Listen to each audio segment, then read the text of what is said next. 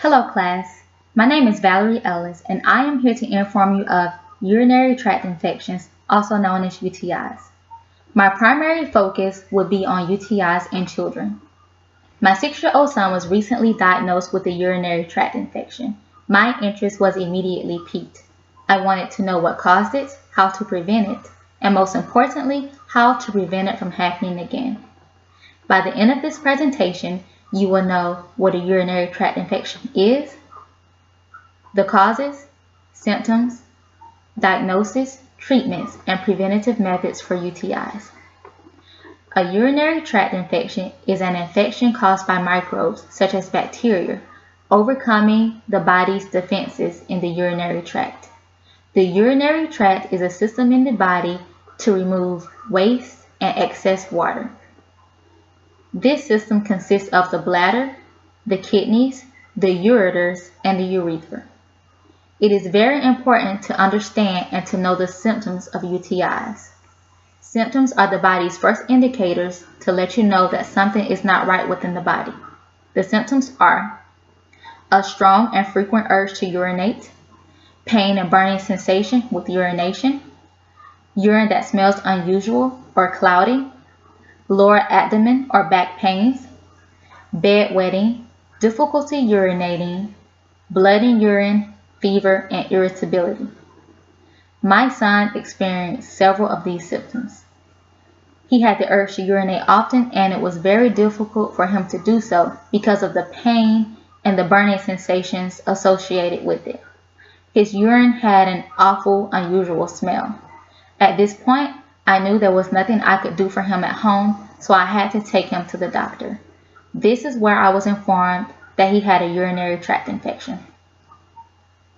A UTI is diagnosed with a urine culture. You might be thinking, what is a urine culture and how is it done?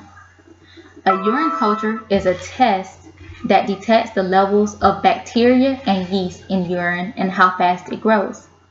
In order for this test to be performed, a sample of urine will need to be collected.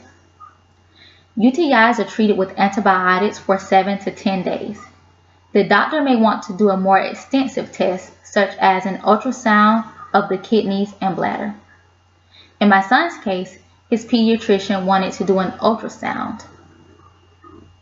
During the get well process, be sure to give your child the accurate dosage of prescribed antibiotics to cure the infection. Your child should be consuming plenty of fluids, water to be exact, and avoid giving your child caffeine, tea, and carbonated drinks because they tend to irritate the bladder. Now that you know what UTIs are, the symptoms, and how it is diagnosed, let's talk about what causes urinary tract infections. Some causes of UTIs are poor hygiene, ignoring the need to urine or holding urine for prolonged periods of time, not emptying the bladder completely during urination. In girls, wiping from back to front after urination and bowel movements, using bubble baths, shampoos, and soaps in your bath water, constipation, and abnormalities of the kidneys or bladder. Now that you know the causes, the preventative methods should be pretty simple. Teach your children to do the opposite of the causes. Teach them good hygiene. Encourage your children to avoid holding urine for prolonged periods of time and to go to the bathroom as soon as they have the sensation to go. To empty his or her bladder completely after urination.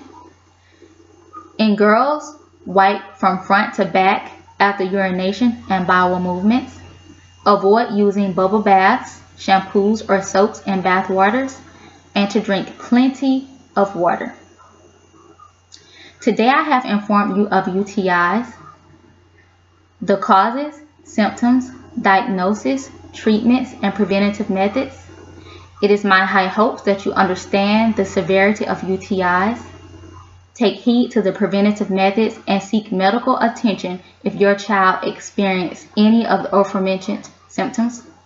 For additional information, please visit www.helpline.com. This concludes my presentation. Until next time.